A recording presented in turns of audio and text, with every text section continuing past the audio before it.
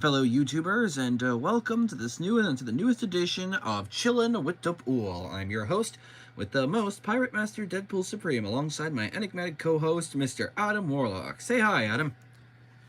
Greetings, honored YouTubers. And before you ask and say anything, due to the reception from last time, in the previous episode, I've decided to hold off on the slang for a while until I can get a better handle of it in future. Well, that's actually pretty responsible of you, Adam. I have been known to make a few responsible decisions every now and then, as I'm sure you probably have as well. Yeah, I doubt that, but I appreciate the sentiment nonetheless. Anyway, today we'll be diving right back into the Marvel universe for a very special edition of Chillin' with the Pool. So we'll be doing doing something called with Marvel Voices. Yeah, that's right. In fact, it's celebrating Hispanic and Latin American culture for the Heritage Month, which is probably either October or December. I have no idea if that's either. So please feel free to sound off in the comments below which of the months listed are said month.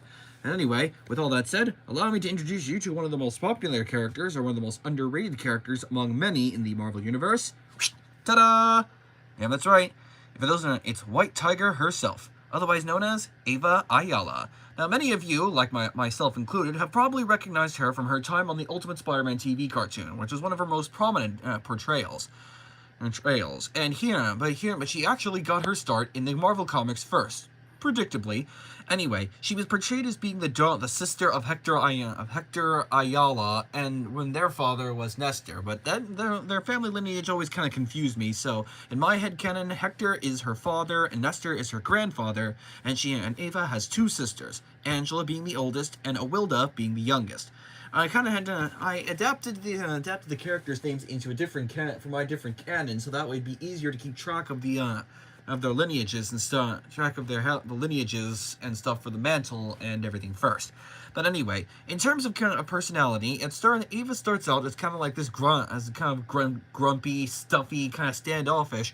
But as time goes on, she lightens on. She warms up to her teammates, or at least on. At least on the show it is. Of course, sorry, but I'm just saying. Don't at me. But that show actually had its moments. All right, just saying right here for the record.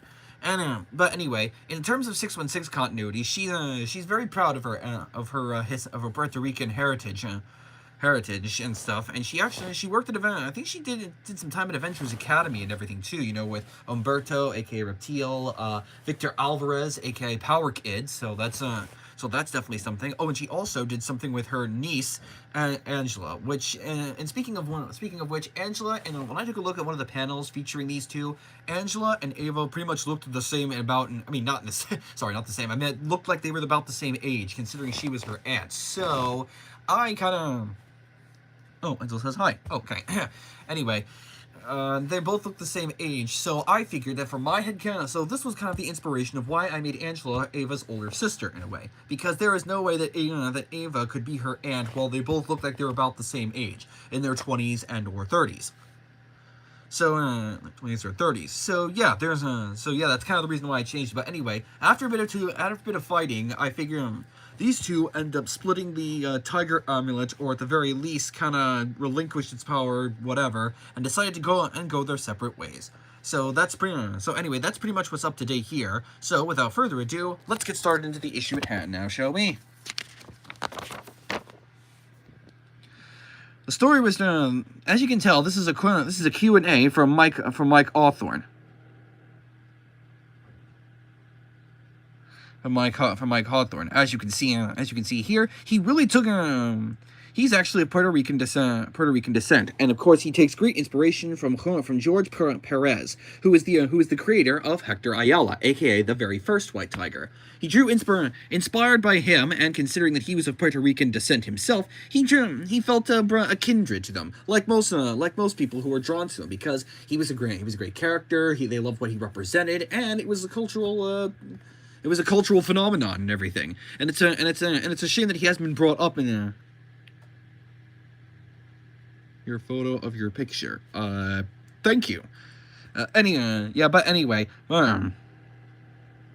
Oh, and Key and Thing also says hello too. for your channel. Oh, okay, yeah, thanks. It was created through Snapchat and everything. I thought it looked pretty badass myself. Anyway, on to the story at hand. White Tiger Reborn. Now, the guy you see here is Hector Ayala. He's a nice guy. He was one of the adults that went to college, to get his GED and everything. And fun fact, he actually used to be he was actually Spider-Man's very first sidekick. That's right. It's in the old days there was always a pattern that was templated when doing superhero comics. You had the adult superhero and the teenage sidekick. Well, in my headcanon, Hector is still currently the adult. Spider-Man was still his college age, but Spider-Man was the main hero, and Hector was his adult sidekick. Yep, that's right. It's kind of like a mini inverse of the way. But anyway, Hector's a very nice guy. He was very easygoing. He's proud of his heritage. He went through kind of some stuff, some inner city turmoil, but overall, he's a very nice guy. Unfortunately, he died in the main headcanon. He died gunned down in the courthouse in 2003 before he could be able to prove his innocence. And the story is also being recanted by Ava, his sister, or in my headcanon, daughter. The world knew him differently. Years ago today, on the very day 20-some years ago, Hector Ayala, the first White Tiger, was gunned down by police outside a Manhattan courthouse after being falsely convicted of killing a cop, a crime he was posthumously, sorry if I'm butchering the pronunciation, but I really can't pronounce that one for some reason. Exonerated for. They painted the tragic monster they needed and pretty much destroyed it.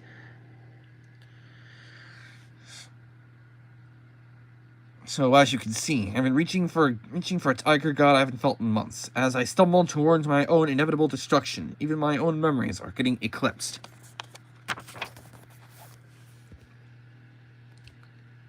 Look at that. Tiger, burning bright. In this bodega, late at night. Haha, chunk. And that, of course, is one of the many things that they love about this kind of character. There's always a bodega cat. And so if you want to describe this world's Ava's personality, it's of a bodega cat. For those of you who get the reference, I applaud you, and that's how you can fully cooperate with this. Tito, he's a fed up bodega owner. And of course, Ava, pretty much, just like this Ava, likes hanging out with her. So the chips are icy. Yeah. Could sate thy fearful symmetry. The way she quotes Tiger, it's pretty much they could give Beast from the X-Men a run for his money, because he was always known for quoting poetry in certain situations. It's like, for the faintest heart and nary ear, we carry our wits and persevere. A minor poet for a minor obstacle. I do want to talk, and it's like, and apparently the bodega cat senses something, and it's off on their way. Okay, let's do this. So she takes out her White Tiger amulet and suits up. Michelle, calm down and listen to reason. You're going to have to sell eventually. I said stop it. Hey, jackass, have a cappuccino. What the? And look. She done kicked that guy right upside his head. Look at that. Oh, we'll be right back to this important messages.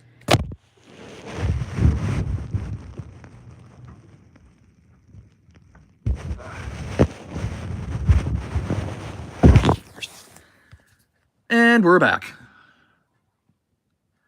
Oh man, made me spill my coffee. I'm calling the cops, you freak. Freak. Yes, is the one who was trying to force an old woman out of her house. Priorities, man. Nah, they don't seem to really. People have way too different priorities. Let's see. You okay? Aya Naish. What's up with that guy? Dizo Tobin has been trying to get me to sell this brownstone for his Sobro Gardens development for months. But anyway, I'm fine. You, my dear Tigresa, are not. No, what? Come upstairs and let my shells speak to you, mija. I say I'm fine, but Ia is insistent. The people of the South Bronx remember the White Tiger. The people of the South Bronx remember the White Tiger as one of their own, even if it's no longer Hector under the mask. That familiarity has carried unto me. Save it. That mask can cover your face, but it can't hide how broken you feel inside. The Orisha's divine spirits find you at find us at the crossroads of our destinies, Tigresa. For you, they showed up in the form of me. They showed up in the form of me. So listen, what they say is that you left behind.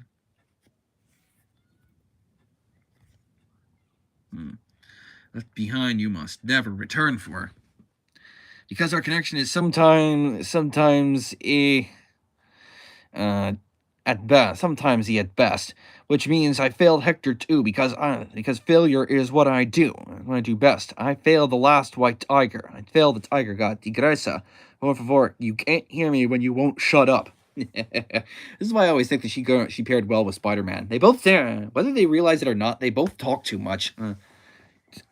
And she does come up with her own occasional quips, though when Spider-Man does it, it's usually oftentimes to annoy the bad guys, but for her, it usually has some more weight to it. She hardly ever jokes, but when she does, it usually has more meaning to it.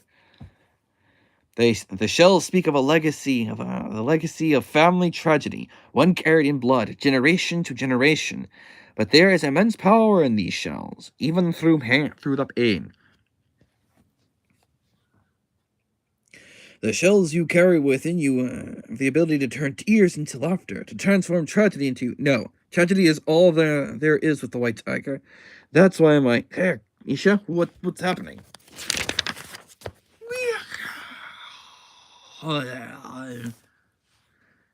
Sangre de... Hector? Help me! So yeah, apparently Hector's dying spirit has emerged from this fortune teller. He needs help, right? It's what I do. I can do this. Eesh, how do you help a ghost? It's always some unresolved crap from when they were alive. Maybe Hector left something undone in its life and it's up to return since he can't. That's why I was seeing images of our family murder while Nisha was talking. You want me to figure out why our family was really slaughtered, right? It can't be just that Gideon Mace picked a random family and superhero to start killing them mass spree. There had to be a deeper reason. Yep. Gideon Mace also had appeared in the Spectacular Spider-Man number 50, all the way back in 1980. So anyway, Gideon Mace was just basically this crazed army dude with a literal mace for an arm, hence his last name. He went nuts, picked some random family, i.e. Hector's, and basically just went to town mowing them down. Spider-Man caught Gideon, but Gideon insisted his men gun Spider-Man down, even if it meant himself getting caught in the crossfire. So, kind of death by their own hand, anyway. Spider-Man probably wouldn't have saved him anyway, because the guy was also being insane. He was also a pretentious piece of crap. So, yeah, there it is. Come with me. Release Anya Nichelle and follow me, mi hermano. We'll solve this together. Yeah, I'll come back and check on you once I get this sorted out, yeah, I promise. Tigresa? What? ¿Para dónde vas? Yeah, that's right, it's Spanish. Something ain't right in the city tonight. Oh, this is Detective Nathaniel Blackburn. He's an ex-private eye, unhappily retired. And of course, that's Barracuda. Happily retired bloodhound. Anyway, Detective Nathaniel Blackburn was actually a close work colleague of Hector during his time as a police officer. A vigilante, kind of like the inspector, the Commissioner Gordon to his Batman in a way. The guy who knew that Hector was on the up and up and would always trust him when it came to issues like down in the Bronx. Oh, there's an outfit I haven't seen in a long time. Are you the private detective they call Blackburn? That's who I used to be. I don't know these days. What do you need help with? I'm trying to get to the bottom of my brother's firm. To get to the murder of the first White Tiger's family. Didn't you investigate back in the day? Sure, but that case is as cold as Canada, girl. Done deal. I know, but something is telling me that we're missing a piece. That Hector's spirit won't rest until we get to the bottom of it. Look, I don't know. I don't mess with much of that woo-woo crap. I don't always do anything, but I always said I'd do anything for that man, and I don't see why him being dead should stop me. What'd you have in mind for first steps? I want you to walk me through your investigation. Can you come with me to the scene of the crime? Yeah, we can, but not sure what you're gonna find when we get there. This used to be Bo Wen. From the neighborhood. From the neighborhood, are you? It's been like this for a few months now.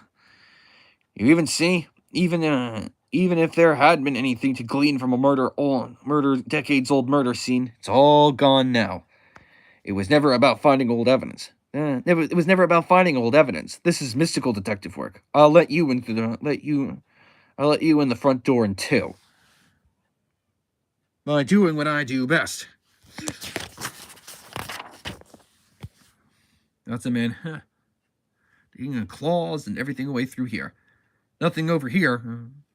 Here, and this is why the critters had to stay out in the hallway. All they do is make a job harder. No offense. Yeah, none taken. I still don't see what you hope to get from all this. I thought I would feel something, anything. But this is all nothing, just nothing. Hey kid, it's okay. No, there's no deeper meaning. Hector was just easy pickings for Gideon's rage-fueled war on superheroes. No. This says, have you Marvel comics? Yes, I do. Actually, I have quite a few. I actually review them right here on this channel, actually. Feel free to subscribe and feel free to check out all my past videos for any updates on Marvel and or DC comics. Anyway, Hector was just easy pickings for Gideon's rage-fueled war on superheroes. No great conspiracy, no deeper truth to unravel. It's easy to want things to be deeper so we can deal with that instead of our grief. But it's the grief that we gotta face. You're right. It's just, I thought I could at least bring peace to Hector's...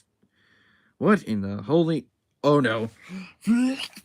Okay, yep, now that definitely is disturbing.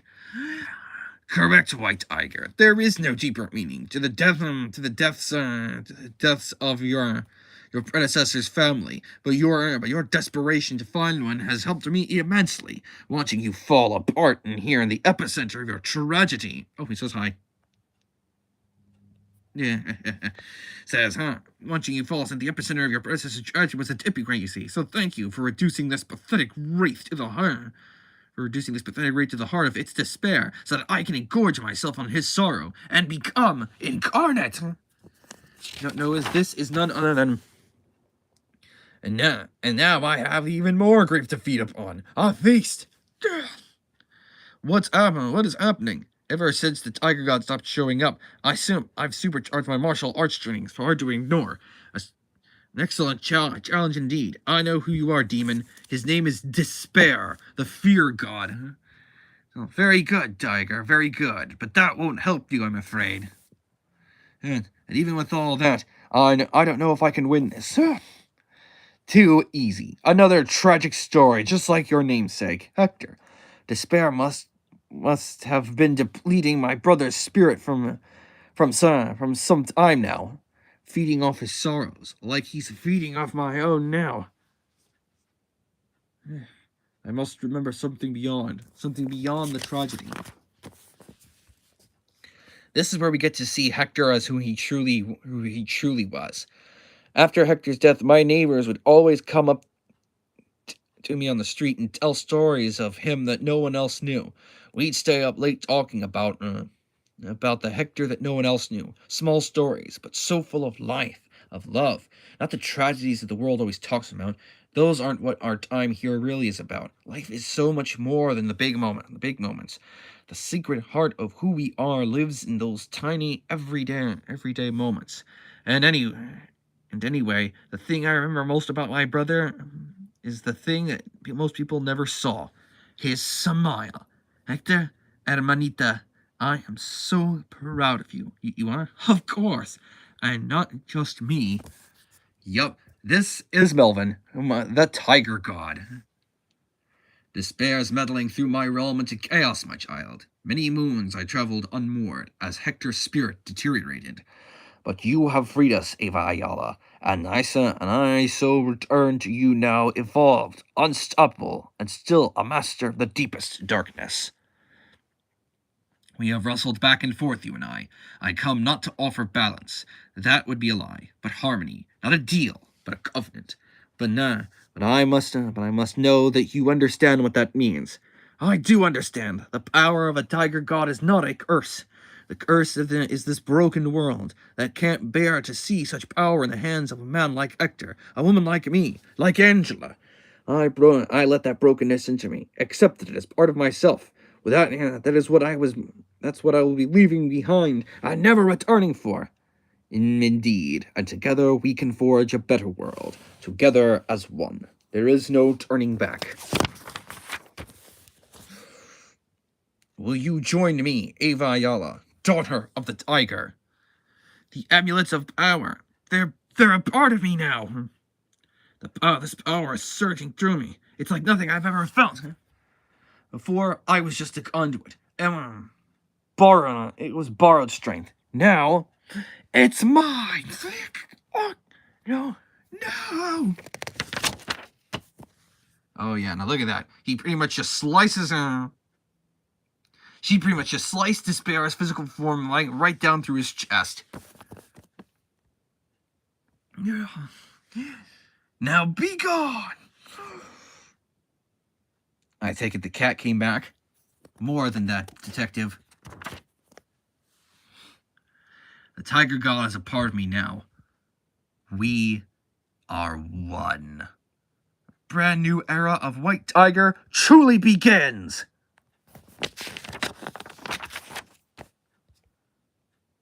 Now we get an interview with Daniel Jose Older. He was another writer for the second story. As you can see here, his love of New York, including bodega cats, was featured here, which is why Ava displays some of the characteristics you'll see here in this interview. Inspired by like Mike Hawthorne, he too was inspired by the bodega cats. He loved books, he loved reading. It doesn't matter if they're video games or movies or even TV. It's just anything that displays a story. He was a natural. Storytellers have a grasp with immersive, have a magnetic pull with immersive storytelling. I listened, paid attention. And the bodega cats, Chong is where the story really lit up for me. I had the big story of it where I wrestled with when to start. I needed a little spark to get it rolling, so I started free writing, and that thing really sparked not just the bodega, but the words bodega cat. And as soon as I put bodega cat on the paper, it felt like the first half just wrote itself. Yep, and that's what White Tiger is. White Tiger is.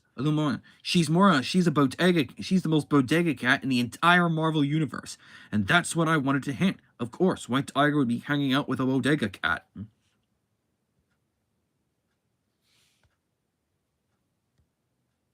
Bodega cat and everything. Like, what's my life really about and everything? Oh, we'll be right back for these important messages.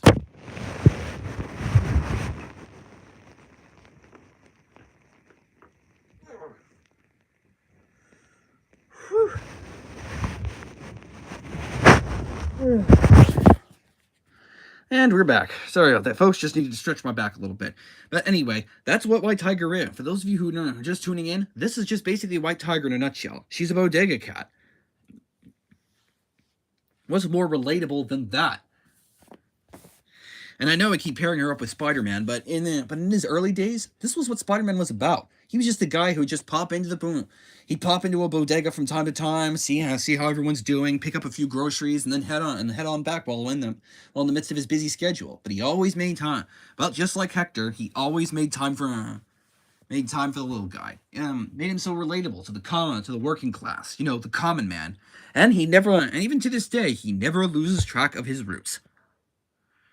His roots. Things are hard, and evolved feelings are harder. For her to evolve, she has to deal with it. It's still not clear whether her power is a curse or a blessing. It's gotten her a lot of things in her life, but she can't shake the shadow of her brother's death, and you can't manifest your power if you're not sure if it's even good for you.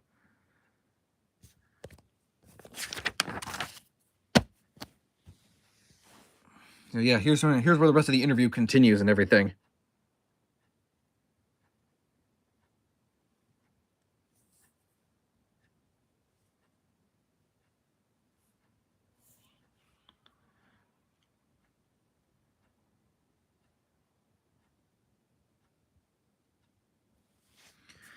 So as you can see, DJ-O is a classic Marvel fan. You can tell that this guy really had a ball making this issue. He put a lot of time, love, and effort into his work, and it clearly shows, from the art to the engaging dialogue and the immersive storytelling. That's what comics should be, and even most regular books too. You just got to figure out the one that clicks for you, and then it just tapers off from there. Anyway, the second half of this issue deals with Ava and her niece and/or older sister, Angela. Aim to find them in the dead of night. Oh, look at this. This is a very specific passage I wanted to touch on. What a weird dream my brother. Maybe it's because of this coqui talk. One thing I miss about Puerto Rico was the sound of the small native tree frogs called the coqui. I'm sorry if forgive me if I butchered the pronunciation of this word, but but apparently that's it. The Puerto Rican small native tree frogs. They sing all night. Coqui, coqui, coqui. And as the current white tiger, I've been too busy to go back to the island for a long, long time. But maybe they're a perfect idea for a fanfic writer who is in need of a good story to tell. When I was little, Hector said that coquis were messengers from the spirit realm. He said that the coqui song was how our ancestors communicated. They loved and missed us. I lost Hector, my parents, Angela, my niece, and I had a bad fall. My niece lost Hector and my parents. Angela, my niece, and I had a bad falling out over who would be taking up the mask. Coquis are also part of my family. I can't lose them too, so I'm hoping Dr. Lopez can save them from extinction. The tree frogs. So see, this is actually what touches on my culture and everything like this. I think this is what White Tiger really is in a nutshell. She's not afraid of she's now not afraid of who she is and her heritage. She wears it like a cufflink on her sleeve. Yeah. That's sorry for the lackluster colloquialism, but comparison. But yeah, that's basically what she is. Uncover. Apparently, that says we've uncovered some of Roxxon building on Puerto Rican land without permits. This illegal activity is threatening the coqui population. What's going on there? Roxxon, no, look, you're coming with us. Wait, move. So this is what Tio Hector. Tio means uncle. By the way, Tio means uncle in Spanish. Just letting you guys know. Without the mask, I'll have to get creative so Roxxon doesn't paint a target on my back. What the? That'll work.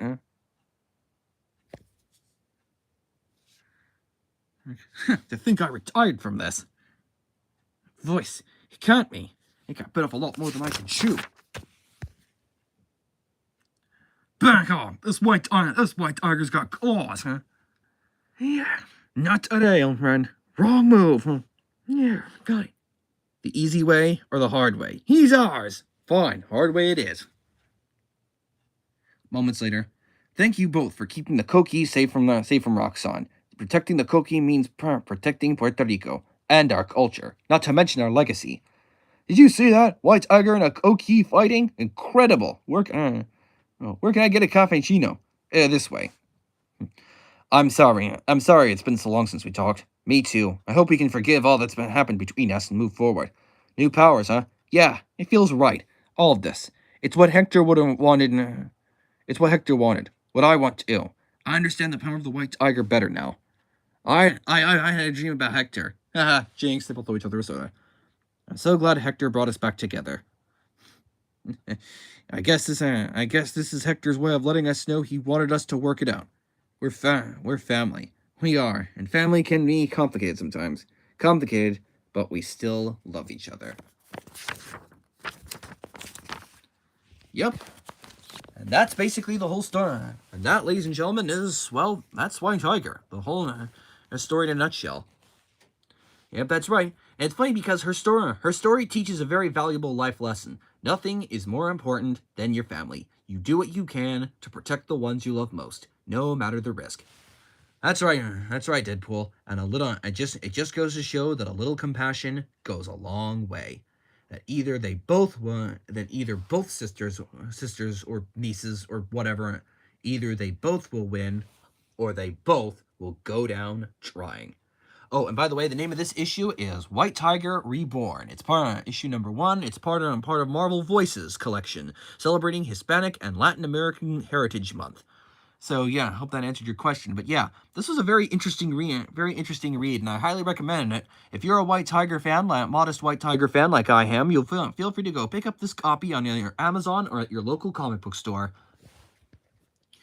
And that just about wraps it up for today, for today's episode. But don't forget, But don't forget, we'll be tune in the next few days, or for for Chillin' with the Pools countdown to Christmas, where we'll be unveiling something super stupendous, something spectacular, something that'll blow your minds right out of the water. What will it be? Will it be Marvel? Will it be DC? Or will we be jumping right back into the Disneyverse again?